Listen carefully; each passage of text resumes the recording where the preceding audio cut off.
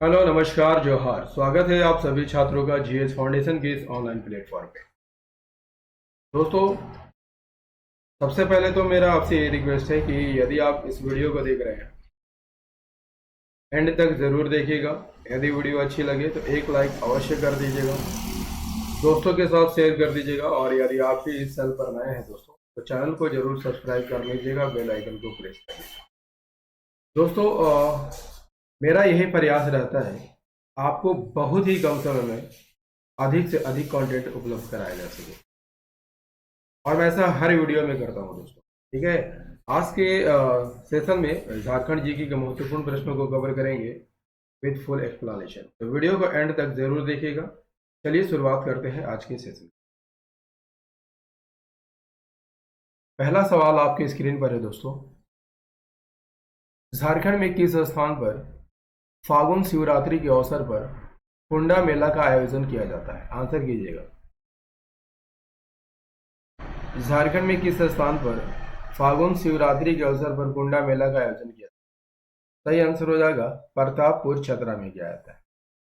कुंडा मेला प्रतापपुर चतरा में लगता है। ठीक है, फागुन शिवरात्रि का दिन होता है। इस मेले का आयोजन पशु मेला के रूप में किया जाता है। ठीक है, पशु मेला के रूप में किया जाता है। चलिए देख लेते हैं अगला सवाल। अगला सवाल क्या कहता है दोस्तों? कोहबर का क्या अर्थ है? ऑप्शन है कालावर, गुफा में विवाहित जोड़ा, विवाह की तैयारी, इनमें से कोई नहीं। आंसर कीजिएगा। कोहबर का क्या अर्थ है? सही आंसर हो जाएगा option B is the correct answer, that is गुफा में विवाहित जोड़ा होता है। ठीक है, कोहबर चित्रकला में कोहबर का क्या अर्थ है? गुफा में विवाहित जोड़ा। ठीक है, विवाहित महिला द्वारा अपने पति के घर कोहबर कला को चित्रित किया जाता है। इसमें क्या होता है? घर आंगन में विभिन्न ज्यामितीय आकृतियों में फूल पत्ती, पेड़ पौधे और नर नारी का चित्रण किया जाता है। यह चित्रकारी मुख्यतः विरहोर जनजाति में किया जाता है, और इसमें सिक्की का चित्रण किया जाता है। सिक्की का अर्थ यहाँ पर क्या है? सिक्की का अर्थ है देवी। ठीक है, चलिए नेक्स्ट क्वेश्चन। नेक्स्ट है, मुंडारी भाषा की प्रथम पुस्तक मुंडारी प्राइमर किस वर्ष लिखी गई थी?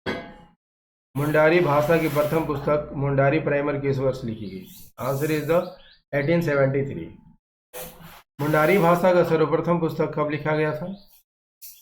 कौन है? मुंडारी प्राइमर है, जेसी व्हिटली के द्वारा लिखा गया था। कब लिखा गया था? 1873 में। ठीक है, चलिए अगले सवाल की ओर बढ़ते हैं। नेक्स्ट हमारा है, झारखंड राज्य के किस जिले की सीमा उत्तर प्रदेश राज्य के साथ संलग्नित है, लगती है? ठीक है, तो पलामू, गढ़वा, चतरा या लातेहार। झारखंड राज्य के किस जिले की सीमा उत्तर प्रदेश राज्य के साथ लगती है? सही आंसर हो जाएगा गढ़वा के साथ लगती है। देखिए यहाँ पर चित्र दिखाया गया है दोस्तों। झारखंड की सीमा जो है 5 राज्यों से लगती है। ठीक है, उत्तर में कौन सा राज्य है? उत्तर में आपको बिहार राज्य देखने को मिलता है। ठीक है, दक्षिण में छत्तीसगढ़, दक्षिण में ओडिशा, दक्षिण में ओडिशा, पश्चिम में छत्तीसगढ़, पश्चिम में छत्तीसगढ़, और पूरब में वेस्ट बंगाल आपको देखने को मिलता है। ठीक है, जबकि उत्तर पश्चिम में उत्तर प्रदेश देखने को मिलता है। ठीक है, और उत्तर प्रदेश की सीमा किससे लगती है? मात्र गढ़वा से लगती है। ठीक है, झारखंड का क्षेत्रफल कितना है दोस्तों? यदि आपसे पूछ लिया जाए झारखंड का क्षेत्रफल कितना है? 79,714 वर्ग किलोमीटर। ठीक है, तो भारत के कुल क्षेत्रफल का कितना है? 2.42% है। ठीक है, चलिए बढ़ते हैं नेक्स्ट क्वेश्चन की ओर। नेक्स्ट हमारा है, क्या कहता है, झारखंड राज्य के किस भाग में विंध्यन क्रम की चट्टानें पाई जाती है? विंध्यन क्रम की चट्टान किस क्षेत्र में पाई जाती है? आंसर है द उत्तर पश्चिमी क्षेत्र में पाई जाती है। विंध्य क्रम की चट्टानों का विस्तार झारखंड के उत्तर पश्चिमी भाग में है। ठीक है, झारखंड के उत्तर पश्चिमी भाग में सोन नदी क्षेत्र में है। विशेषकर आपको गढ़वा में देखने को मिलता है विंध्य क्रम की चट्टान। विंध्य क्रम की चट्टानों को चट्टान मूलतः रोहतास पठार का दक्षिणी हिस्सा है और अवसादों से निर्मित है। ठीक है, इसमें बलुआ पत्थर और चूना पत्थर पाया जाता है। नेक्स्ट है, गिरिडीह के पठारी क्षेत्र का संबंध इनमें से किस नदी घाटी क्षेत्र से है? सही आंसर हो जाएगा option C is the correct answer, Barakar नदी घाटी से है। गिरिडीह का पठार का संबंध बराकर नदी घाटी क्षेत्र से है। बराकर नदी घाटी के निकट ही आपको पारसनाथ की पहाड़ी देखने को मिलता है। पारसनाथ पहाड़ी की ऊंचाई कितनी है दोस्तों? 1365 मीटर है। फीट में कितना है? 4478 फीट। ठीक है, चलिए बढ़ते हैं नेक्स्ट क्वेश्चन की ओर। नेक्स्ट हमारा है, अमानत नदी झारखंड राज्य के किस जिले से निकलती है? अमानत नदी झारखंड राज्य के किस जिले से होकर निकलती है? सही आंसर हो जाएगा चतरा से होकर निकलती है। अमानत नदी का उद्गम कहाँ है दोस्तों? चतरा है। ठीक है, मोहाना उत्तरी कोयल में जाकर मिलती है। ठीक है, सहायक नदियों की बात कर रहे हैं, जिंजोई, जमुनिया, खैरा, चाको, मैला और सलाही है। किन किन क्षेत्रों से होकर बहती है? पाटन, चतरा, लातेहार और पलामू से होकर बहती है। ठीक है, पाटन भी पलामू के ही अंतर्गत आता है दोस्तों। इन क्षेत्रों से होकर बहती है। ठीक है, नेक्स्ट है, झारखंड के किस क्षेत्र में सागर प्रभावित प्रकार की जलवायु संबंधी विशेषता पाई जाती है? आंसर कीजिएगा फटाफट। झारखंड के किस क्षेत्र में सागर प्रभावित प्रकार की जलवायु संबंधी विशेषता पाई जाती है? Answer is the option B is the correct answer, that is पश्चिमी सिंहभूम का पूर्वी क्षेत्र।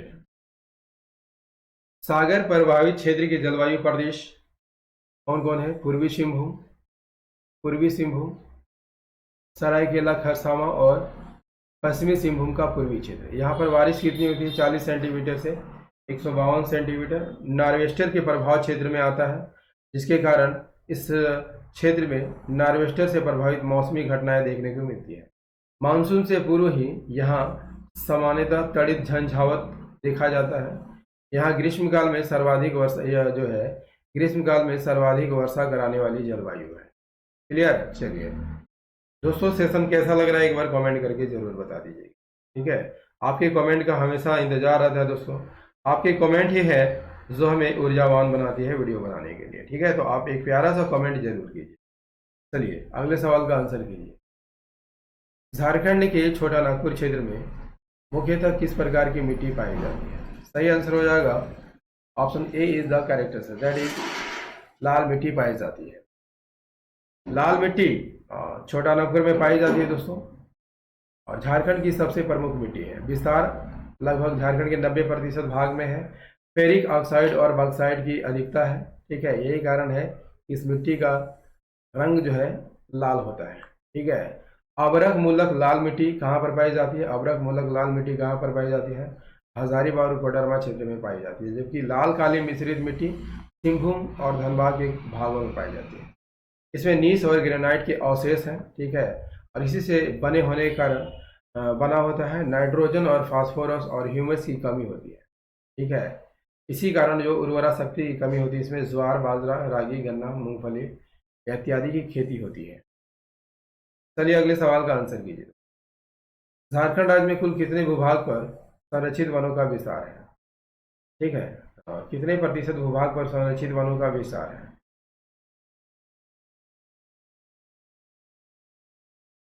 संरक्षित वनों का विस्तार कितने भूभाग पर है? यहाँ पर संरक्षित वन की बात हो रही है दोस्तों। सही आंसर हो जाएगा संरक्षित वन की बात हो रही है दोस्तों, ये नहीं होगा। ये संरक्षित वन 4387 वर्ग किलोमीटर क्षेत्र में पाया जाता है। ठीक है, नेक्स्ट है, CAMPA कैंपा का गठन किस उद्देश्य से किया गया था? प्राकृतिक वनों का संरक्षण, वन्य जीव प्रबंधन, संरचनात्मक संरचना का विकास या उपरोक्त सभी। Answer is the option D is the correct answer. Jharkhand प्रतिपूरक वनीकरण कोष प्रबंधन एवं योजना प्राधिकरण, ठीक है, यानी कैंपा का गठन कब किया गया था? 2009 में किया गया था। उद्देश्य क्या था? प्राकृतिक वनों का संरक्षण करना, वन्य जीवों का प्रबंधन करना, आधारभूत संरचनाओं का विकास और इससे जुड़ी अन्य गतिविधियों को पूरा करना इसका उद्देश्य था। चलिए अगले सवाल का आंसर कीजिए। हरी पहाड़ी नामक झील झारखंड के किस अभयारण्य में अवस्थित है? सही आंसर हो जाएगा option D is the correct answer, Topchanchi अभयारण्य में है। ठीक है, तोपचांची अभयारण्य कहाँ पर देखने को मिलता है, किस जिला में देखने को मिलता है? धनबाद जिला में देखने को मिलता है और 8.75 वर्ग किलोमीटर में फैला हुआ है। स्थापना 1978 में हुआ था। यहाँ पर आपको तेंदुआ, हिरन, जंगली भालू देखने को मिलता है और तोपचांची अभयारण्य के बीच में हरी पहाड़ी नामक झील स्थित है। अगले सवाल का आंसर कीजिए। तो झारखंड की कुल कृषिगत भूमि के लगभग कितने प्रतिशत भाग पर रबी फसल की कृषि की जाती है? तो 10% भाग पर रबी फसल की कृषि की जाती है। रबी फसल को ठंडे मौसम की फसल भी कहा जाता है। ठीक है, ठंडे मौसम की फसल भी कहा जाता है या बैसाखी फसल कहा जाता है। रबी फसल को अक्टूबर नवंबर में बोया जाता है और मार्च में काट लिया जाता है। गेहूं, जौ, चना, तिलहन ये सभी जो है रबी फसलें हैं और झारखंड की कुल कृषिगत भूमि के लगभग 10% भाग पर रबी की फसल की जाती है। चलिए अगले सवाल का आंसर कीजिए। बटेश्वर स्थान पंप नहर परियोजना का संबंध इनमें से किस जिले से है? गोड्डा, पाकुड़, देवघर या दुमका? आंसर कीजिएगा फटाफट। बटेश्वर स्थान पंप नहर योजना का संबंध इनमें से किस जिले से? Answer is the option A is the correct answer, that is Godda. Bateshwar स्थान पंप नहर परियोजना, ठीक है, सुंदर जलाशय परियोजना, हरना बियर परियोजना और काजिया बियर परियोजना, ये सभी जो है आपको गोड्डा में देखने को मिलता है। ठीक है, नेक्स्ट है निम्नलिखित में से किस त्योहार पर की जाने वाली पूजा को भगवान शिव की सर्वाधिक कठोर पूजा माना जाता है? बहुरा, मंडा, नावाखान या देवउठान? भगवान शिव की सर्वाधिक कठोर पूजा कौन सा माना जाता है? सही आंसर हो जाएगा ऑप्शन बी, मंडा पूजा। ठीक है, सबसे कठोर पूजा है। मंडा पर्व में किसकी पूजा की जाती है? महादेव की पूजा की जाती है, शिव की पूजा की जाती है। यह पर्व कब होता है? वैशाख माह के अक्षय तृतीया को होता है, आरंभ होता है और यह पर्व जो है आदिवासी और साधारण दोनों में प्रचलित है। इस पर्व में उपवास रखने वाले पुरुष व्रती को क्या कहा जाता है? भक्ता कहा जाता है और महिला व्रती को स्वक्ताइन कहा जाता है। झारखंड में महादेव की सबसे कठोर पूजा मानी जाती है। क्लियर ना? चलिए नेक्स्ट दोस्तों, झारखंड जीके का यह महत्वपूर्ण सेशन आपको कैसा लगा? उम्मीद करता हूं दोस्तों काफी अच्छा लगा होगा। यदि सेशन पसंद आया हो तो एक लाइक कर दीजिएगा, दोस्तों के साथ शेयर कर दीजिएगा और यदि आप भी इस चैनल पर नए हैं तो चैनल को जरूर सब्सक्राइब कर लीजिएगा, बेल आइकन को प्रेस कर लीजिएगा। दोस्तों मेरी वीडियो डेली 12 बजे दिन में आती है तो इसे रोज देखना मत भूलिएगा। मिलते हैं अगले सेशन में, तब तक के लिए जय हिंद, धन्यवाद।